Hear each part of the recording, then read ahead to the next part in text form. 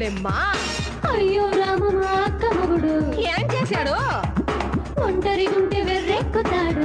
ఎద్దవ్వా ఎదిరింట్లోన బాబాయి గాడు ఏదో